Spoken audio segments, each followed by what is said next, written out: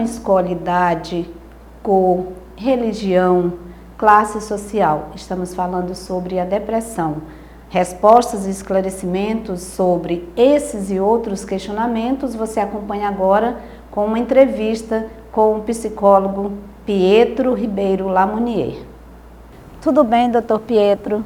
Tudo ótimo. Seja bem-vindo. Então, o que é a depressão?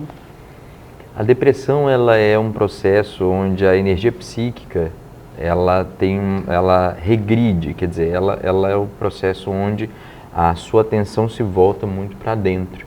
Então você precisa de alguma forma reformular alguma coisa, né? E aí quando você não consegue esse processo de reformulação, você entra numa falta de vitalidade, né? Inchaço no peito, isso vai se tornando mais somático, né? mais corpo.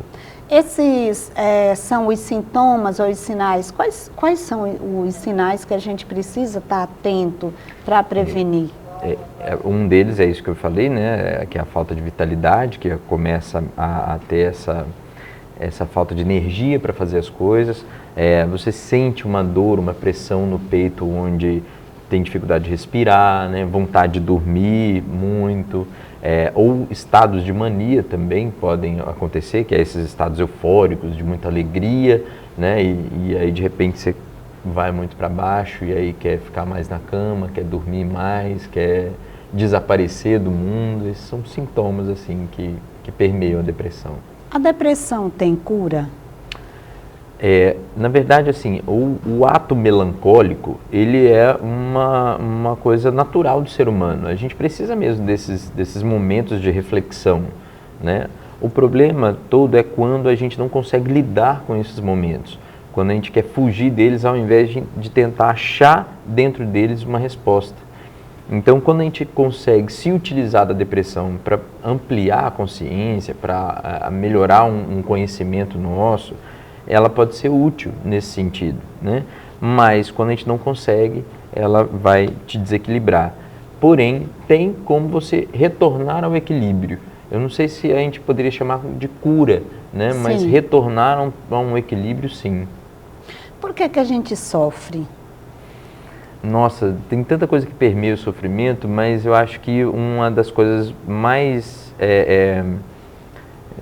significantes são as expectativas que a gente coloca sobre as coisas, né? A gente desenha ideais sobre a vida e aí esses ideais não acontecem, e aí vem a frustração e o sofrimento desses ideais.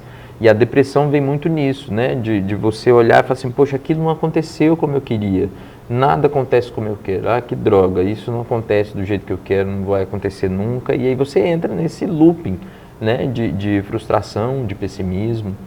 E aí o que a gente precisa fazer, talvez, para sair desse sofrimento, talvez seja a gente aceitar que aquilo que foi idealizado não aconteceu. E aí, quando eu faço isso, eu posso, talvez, reformular o ideal. Mas como que a gente aceita, como que a gente sai disso aceitando? Quer dizer, não me parece ser uma atitude cômoda, né? A gente tem que reagir, é isso? Tem que reagir, claro. E eu acho que a reação, ela parte primeiro de você identificar aquele ideal que não foi conquistado. Então você vai pegar aquele desenho do que você almejou, vai olhar para ele, né? Pelo menos imaginá-lo e desistir dele. Desistir de pelo menos uma parte, falar assim, isso não aconteceu por causa disso, né? Tentar pegar essa regressão dessa energia, esses questionamentos, e tentar utilizar esses questionamentos para poder desfazer daquele desenho para montar um outro ideal que vá, então, ser motivação para que você saia desse buraco. A depressão tem, assim, idade, ela escolhe idade, gênero ou classe social? Não escolhe idade, cor, classe social, religião, nada. A gente já tive casos de crianças de 5 anos com sintomas de depressão, né? Isso você vai ver com muita frequência em idosos, né? Eu acho que justamente por causa desse período da vida, que é um período onde é um declínio do corpo, né?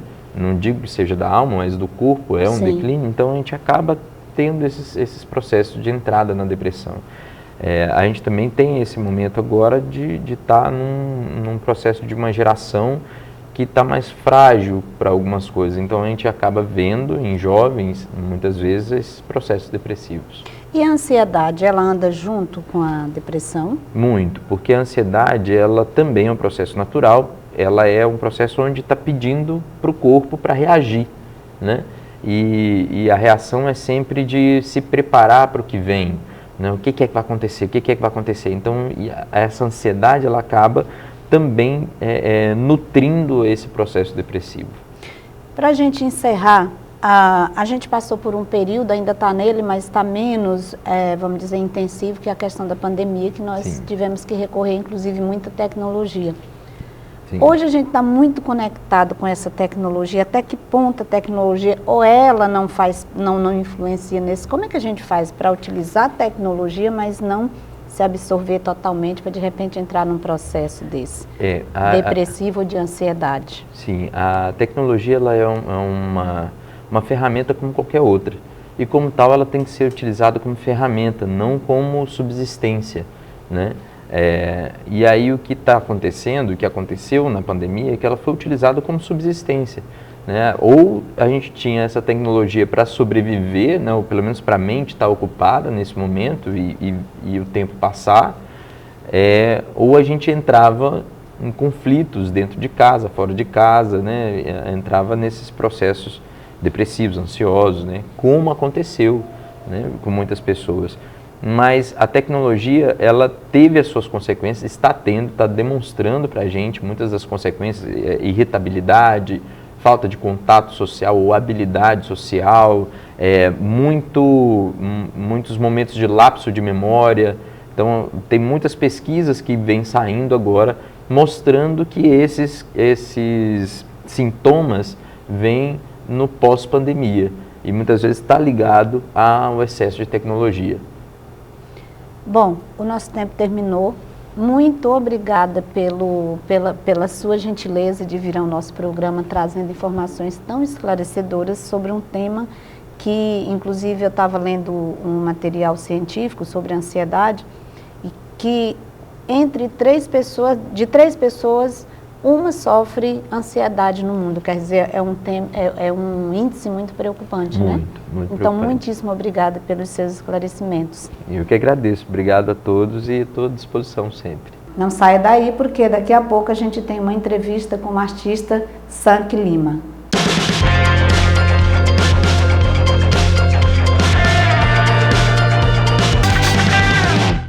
A Prefeitura de Palmas está botando pra moer. Todo lado que a gente olha tem obras sendo iniciadas, retomadas e finalizadas. É chuva de obras! A revitalização da Avenida Teotônio Segurado, a avenida mais importante da nossa cidade, tá ficando um brinco. Nos setores Morada do Sol 1, Morada do Sol 3 e no setor Santa Fé, todo mundo animado, porque o asfalto tá chegando. Tem a drenagem pluvial, pavimentação asfáltica, calçada com acessibilidade, ciclovia, sinalização viária da 409 Sul e a rede de lançamento e drenagem dos setores Janaína e Lago Sul. Está em andamento também a implantação do trecho da Avenida NS4, bem ali entre a LO 31 e a LO 33. Sabe o bueiro celular da Avenida NS3? Que era um problemão antigo? Tá resolvido e quase pronto para ser entregue. Mais de 80 milhões investidos na infraestrutura da nossa cidade. Segura, Palmas, que é chuva de obras!